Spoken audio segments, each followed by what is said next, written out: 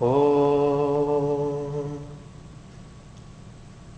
वसुदेवसुतं देवं कंसचाणूरमर्दनं देवकी परमानन्दं कृष्णं वन्दे जगद्गुरुम् असतो मा सद्गमय तमसो मा ज्योतिर्गमय मृत्योर्मामृतङ्गमय ॐ शान्ति शान्ति शान्ति. Let us offer our salutations to Lord Krishna, the embodiment of bliss, who came to establish dharma and punish the wicked. Let us pray to him to lead us from unreal to real, to lead us from darkness of ignorance to the light of knowledge, to lead us from death to immortality. We have been studying Bhagavad Gita chapter 6, verse number 9. Sagran mitra yudasena vajjasta dveshya bandhushu sadhushvapicha papechu sambuddhi vishishyate. Here Lord Krishna says, who is best among the people? According to Lord Krishna's definition, the person stands supreme, who has equal regard for friends, companions, enemies, neutrals, arbiters, haters, relatives, saints and sinners. In short, he loves all the beings. There is nothing but love in him. And such a person is a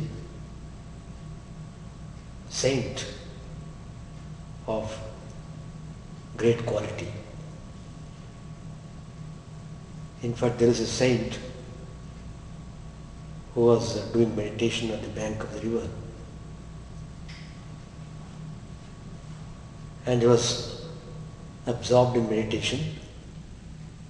Somehow it happened, one scorpion came there. It bit him. He was bitten by the scorpion. He just opened his eyes, saw that creature struggling to get out of the mud where it was lying there. And very coolly this saint took the scorpion and put it on the right place. Then he started meditation again. Somehow the second time also it came and bit him. So he was bitten by the scorpion at least 3 times, but all the time he would not become angry with it, but he would simply take it and leave it in a safe place. Some passerby asked, "Sir, what is the secret about your action? See, it is biting you, I am watching. Every time it bites you, you are not showing any temper.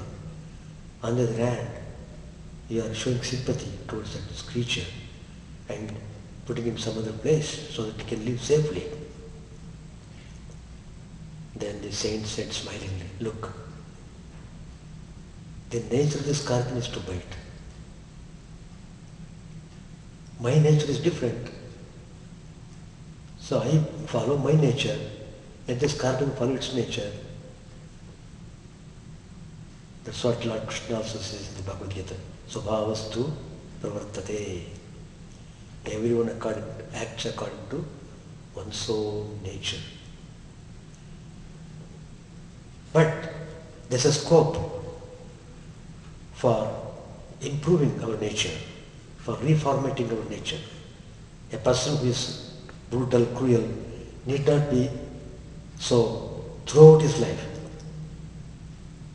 Definitely there are ways that he can transform himself into a very good person, noble person, saintly person. It's possible. But very few people realize that. Unless people pass through hard, most bitter experiences, unless they pass through bitter experiences, they won't learn.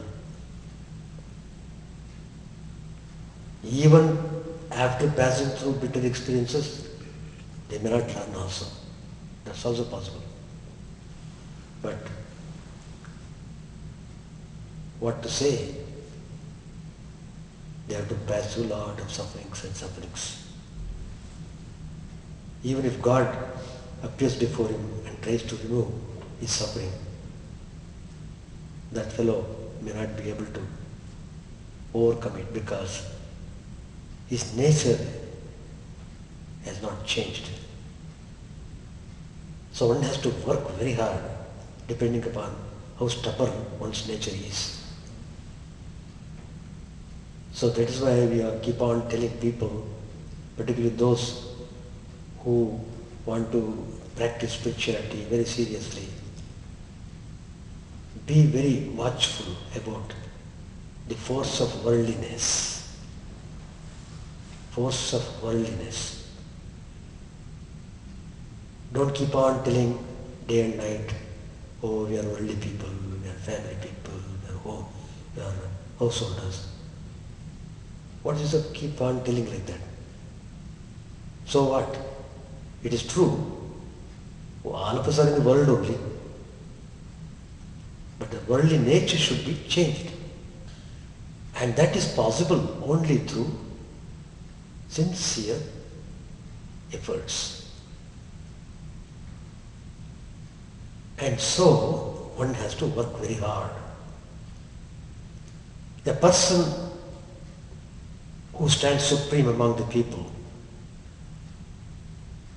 he doesn't discriminate among the people. He looks upon everyone with the same amount of love.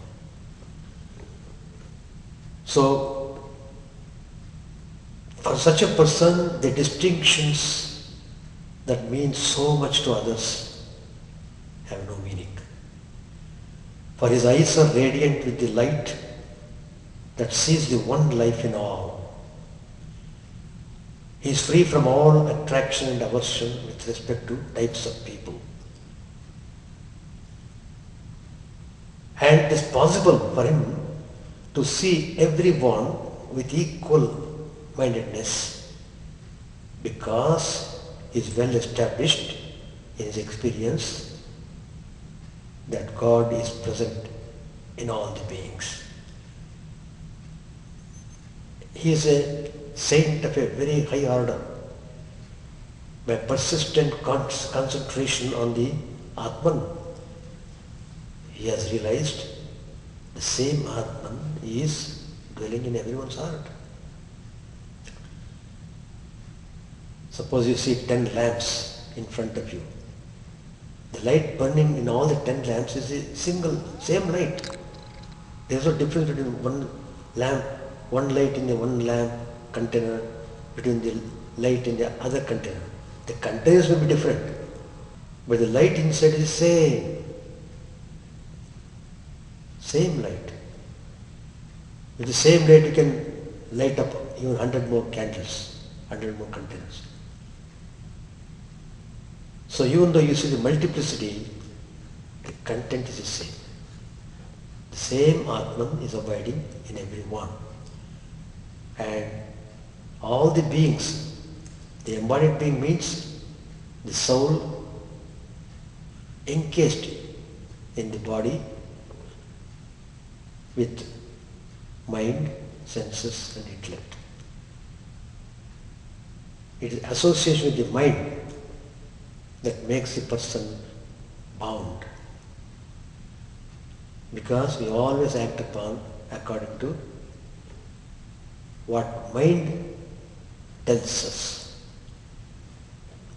So the spiritual practice should be, you should go through the mind, beyond the mind.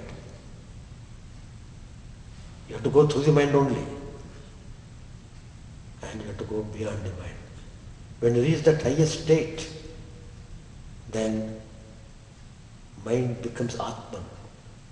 Sri Ramakrishna tells in the Gospel, in the final analysis, nothing but Atman exists. That is revealed. Once the person is having that experience, no more confusion. And he always is peaceful and blissful and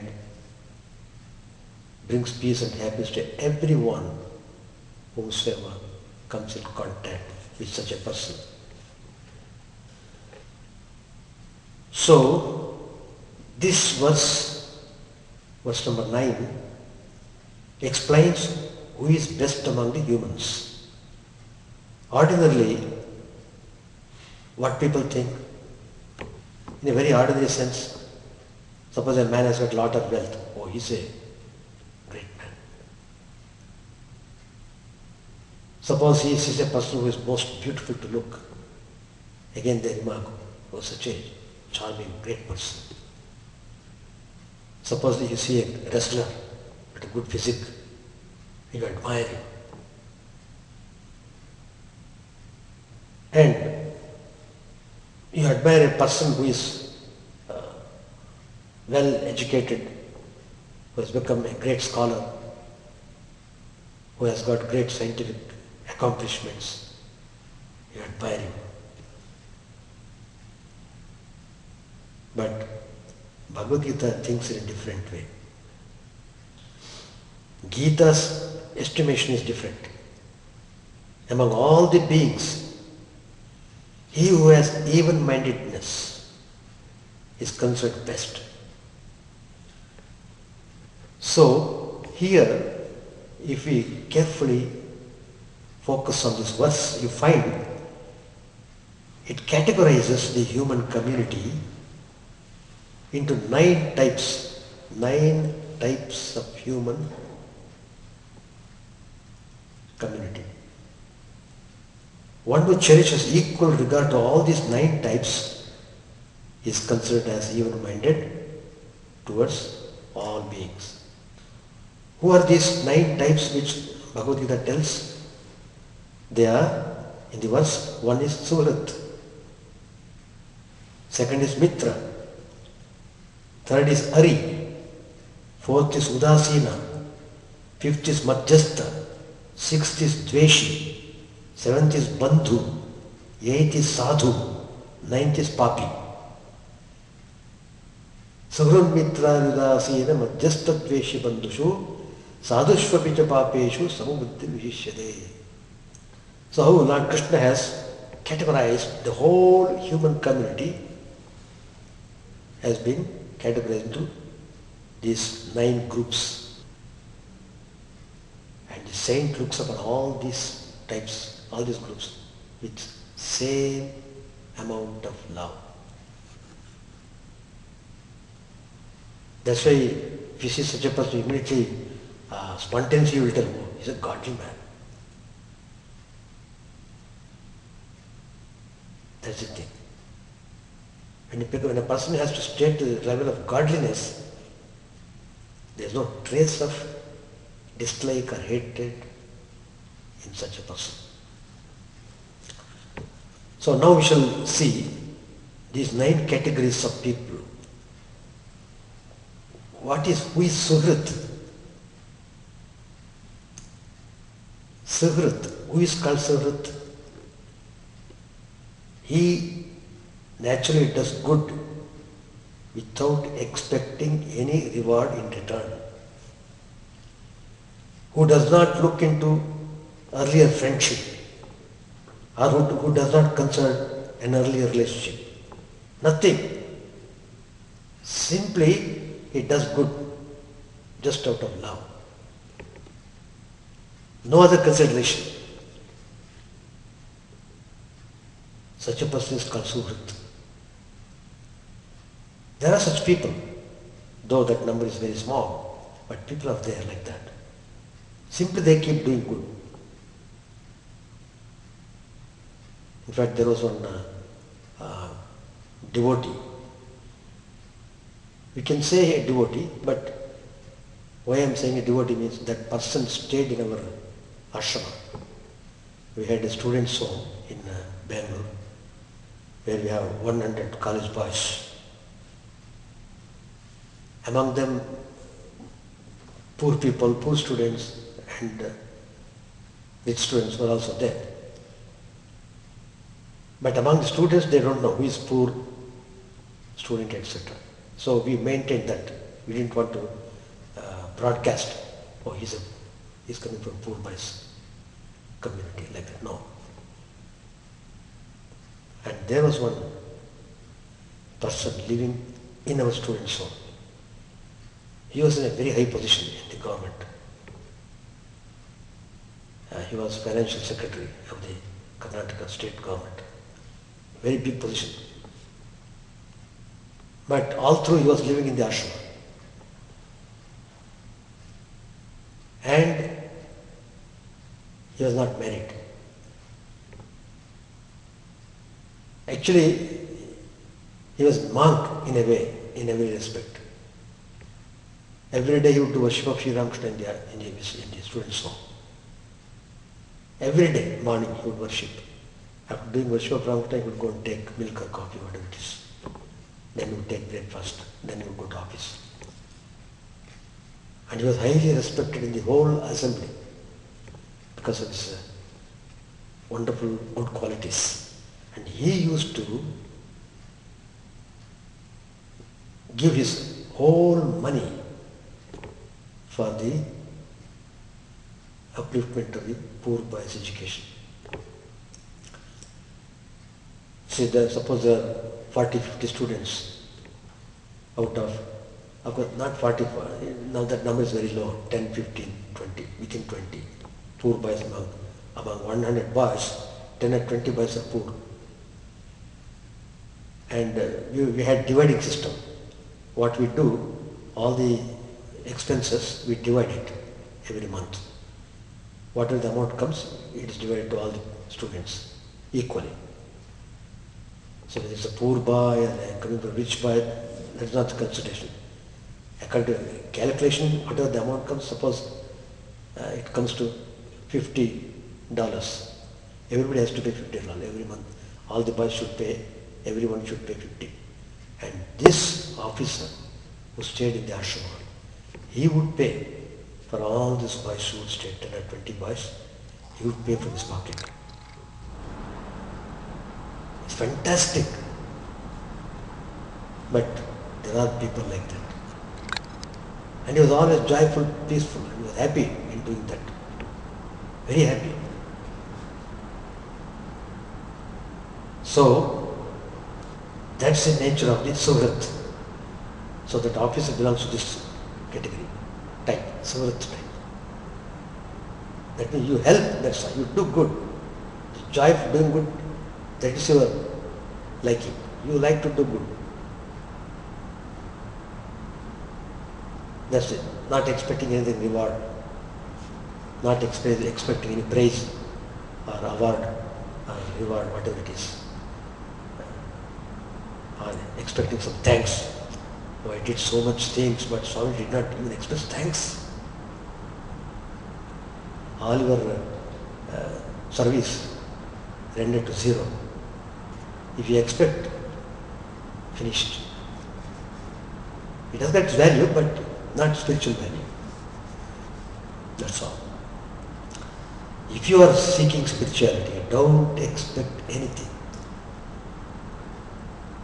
But God may give reward or whatever it is. Take it as an offering. Take it as a prasadam of God. Oh, it's God's prasadam, I got this. Like that you should feel. Not that he did not express thanks. Someone is watching me all the time. Still he doesn't look at me. He looks at some other people. All this because of the one's own nature of the mind. So mind is the most important factor. You have to correct your mind. Don't keep on telling I am like this. Don't say like that. I am like this. That means you won't change it. Never say I am like this over. No. You can change.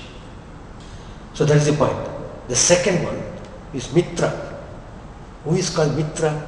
Mitra. Who is Mitra? He who does good. He also does good. But he considers his previous friendship. He connects himself with previous episode, anecdote, whatever it is. Oh, that fellow did so much for me. I should do something. Because he did something to you, you are trying to do something for him.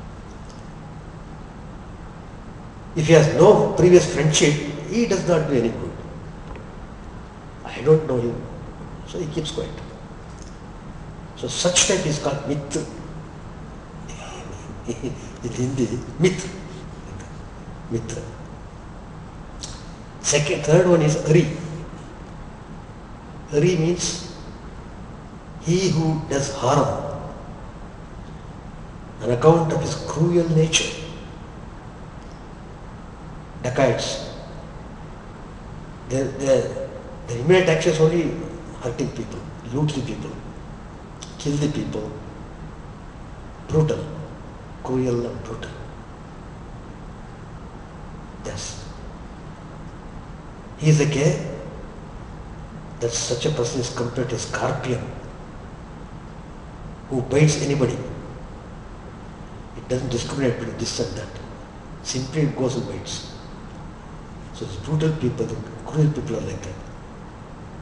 Hurting. Such people are called Ari.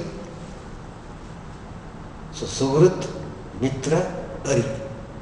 The fourth category, Udasina. That is he who is indifferent to both contending sides.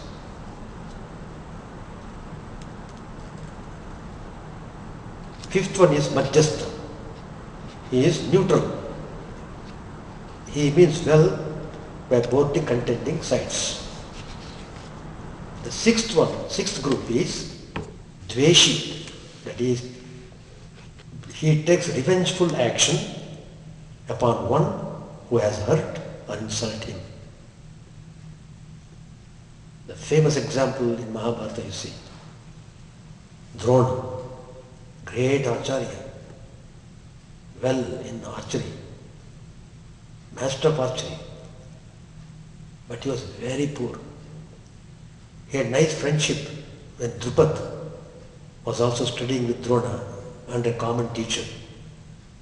And during that time, when they were close friends, the Drupad had told, look, after finishing education, I am going back to my kingdom. I will be the king there. You come and live with me.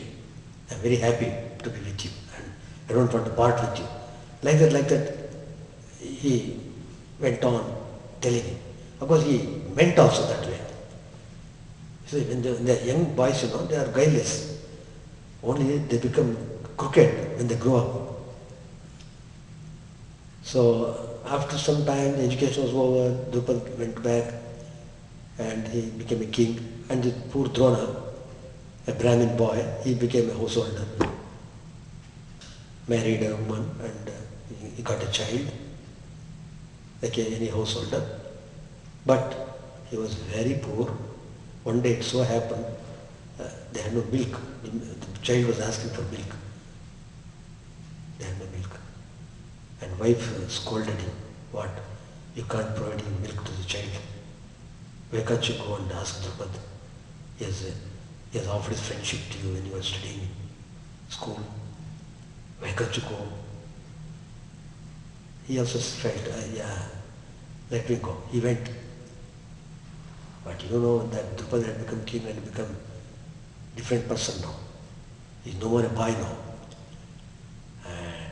He has become very arrogant because of his power and position. And he insulted, what?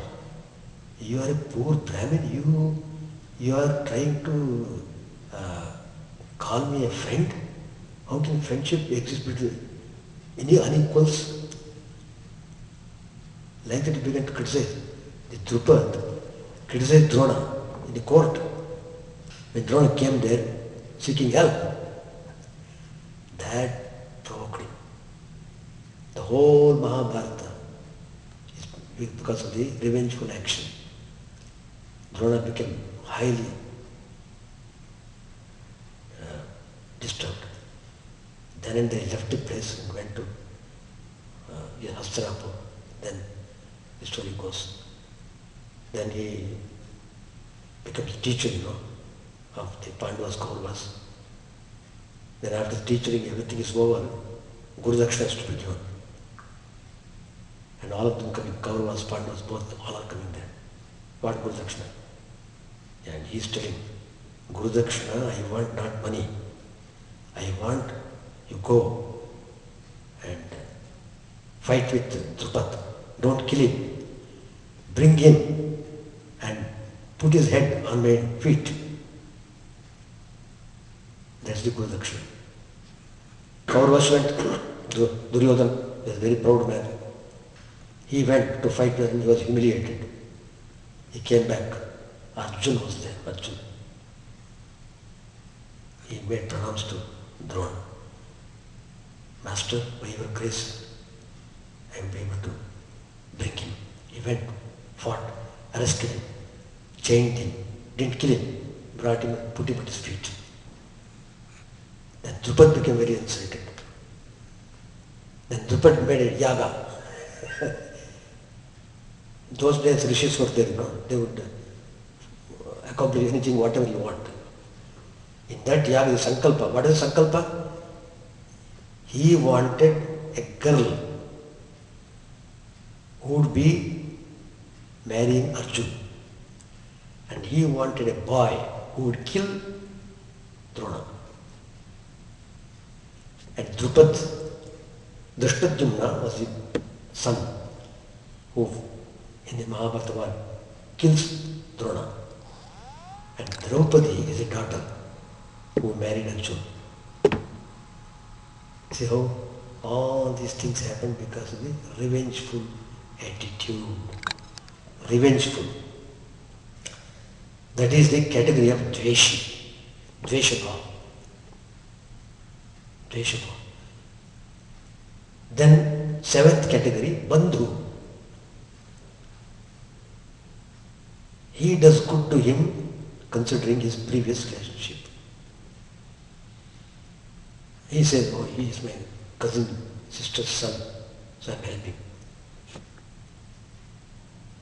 And it's a fact, there are people who do like that.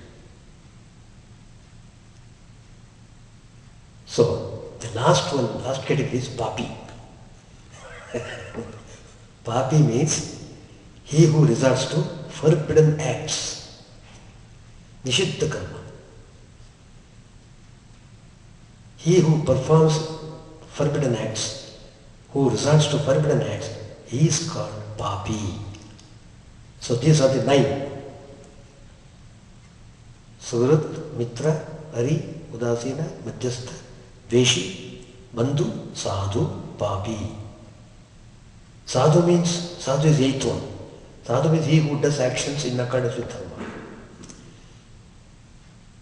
He doesn't go unrighteous way. But he does good to the people in accordance with his traditions and conventions. And Papi is the one who resorts to forbidden acts. So, Lord Krishna says, that person stands supreme, who could see not the external personality, but sees the same consciousness running through all these persons. Among the 9 types mentioned, the first 4, namely Suhrit, Mitra, Bandhu and Sadhu, they belong to one type. Madhyastha, Udasina belong to second type.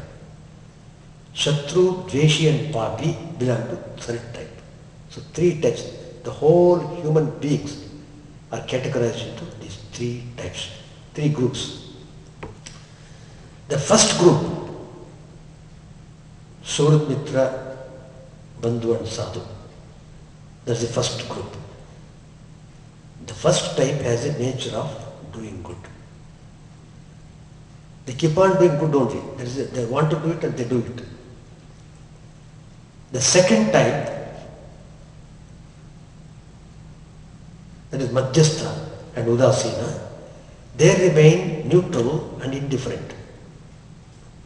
They don't take interest in anything.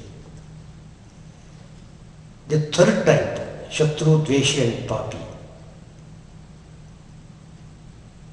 is always bent upon doing harm. People naturally love the first type, who always try to do good. And people remain neutral about the second type. People hate the third type, who always try to harm them. But Yoga Rudaha, the person who is established in concentration, meditation, who is a real yogi, he treats all these types with equanimity. That's the beauty of the Yoga Rudaha. Yoga Rudaha is the best person among all the types. When the most ordinary person sees another, what does he do? He just sees his external form, how he looks, whether he looks fair or black, whether he is good looking or not, etc.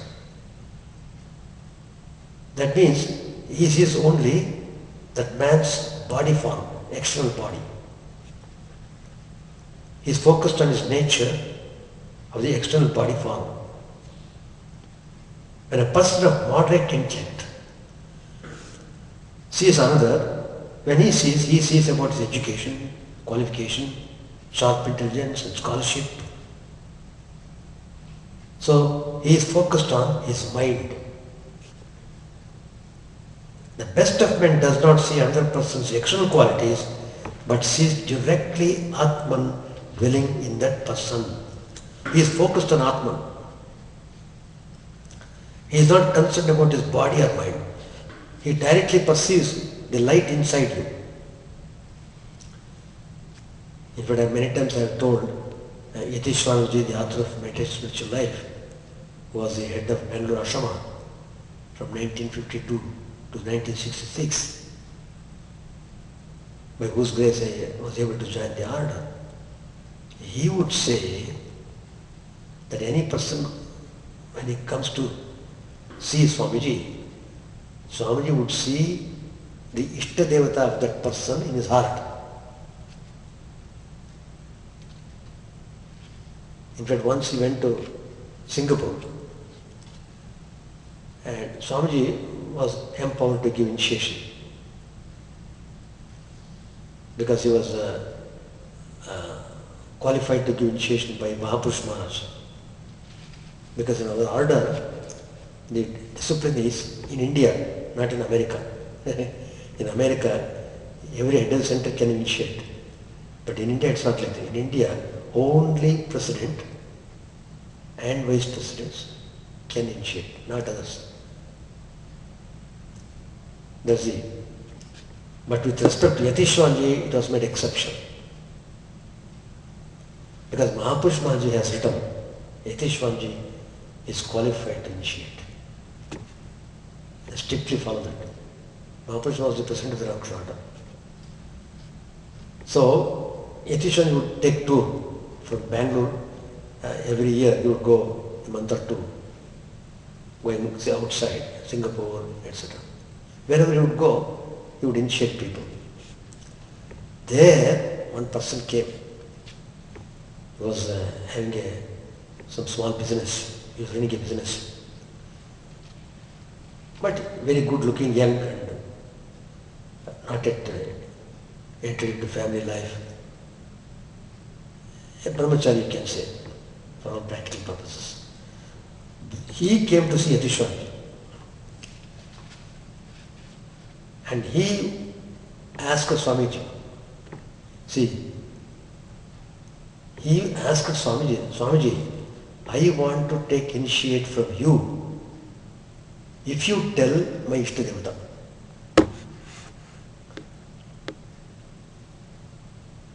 And Swamiji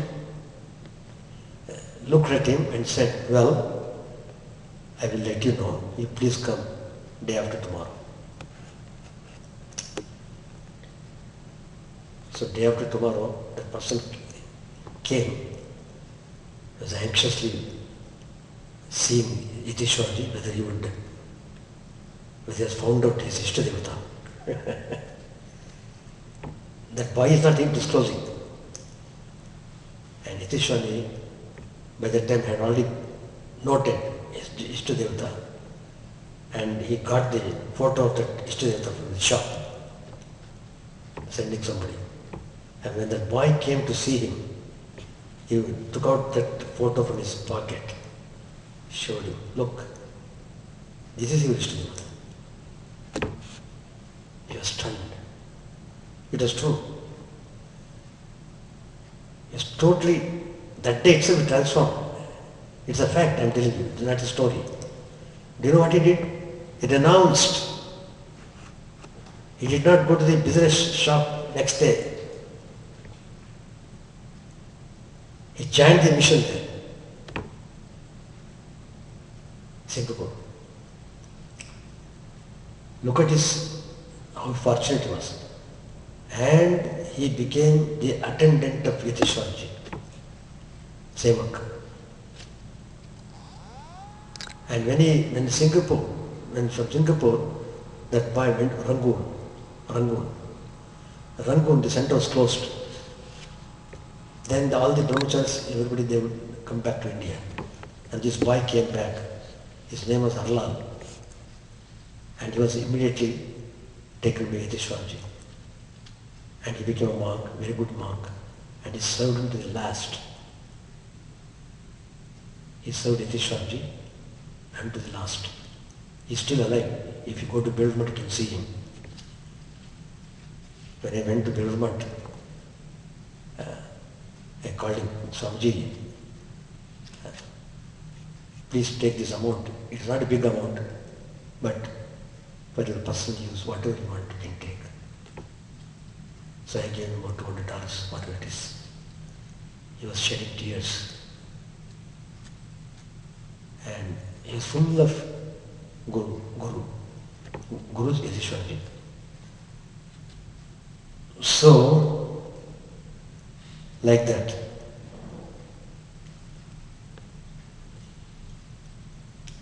That is, the best man is he who sees not the person's external form, but sees directly Atman dwelling in that person. Eko deva sarvabhuteshu gudaha. The Vedas say that in all beings, Atman alone abides. This is experienced by the Yogaruda, one who is established in meditation. And so he sees Atman only in everything. Atman in the friend, Atman in enemy, in indifferent, and in everyone. His view is like an X-ray. In this multiplicity of the world, he sees the same Atman. So, Gita honors such a person as the best among human beings. As the scriptures say, Drishtim Jnanamayam Kritva Pashyet Brahmamayam Jagat. If the perception is done through knowledge, the whole universe is looked upon as nothing but Brahman itself. So that is the gist of this verse. The next verse, verse number 10. Yogi yunjita sadatam atmanam rahasya ekaki yatachittatma nirashena parigraha. So, how the yogi should live? The yogi should constantly try to concentrate his mind on the Supreme Self, Paramatma, retiring into solitude and living alone, having subdued his mind and body and being freed from desires and possessions. So, here Lord Krishna teaches how the yogi, that means the spiritual aspirant, should practice meditation. Sri Krishna is giving the method of practicing meditation. 5 disciplines are prescribed. 5 disciplines. What are they? First one, to live in solitude. Second, he should not allow anybody into the place of his practice.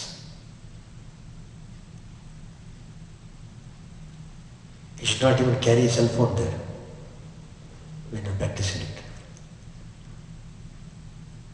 Third, to subdue senses, mind and body. Fourth, he should not desire more than what he gets in a natural way. So these are the 4 disciplines Lord Krishna prescribes for the yogi. If a yogi practices these disciplines, he will be in course of time well established in concentration meditation, and he will be able to realize his true self. But every discipline is very important. So we should take the study of this verse in the next Tuesday. Then again we will inject you some spiritual ideas. By the time you have already digested what you have already received. Om Vasudeva Sutam Devam Kamsacharuravardanam Devaki Paramanandam Krishnam Vande Jagadgurum. Let us offer our salutations to Lord Krishna, the embodiment of bliss, who came to establish dharma and punish the wicked. Let us pray to him to grant us peace and prosperity.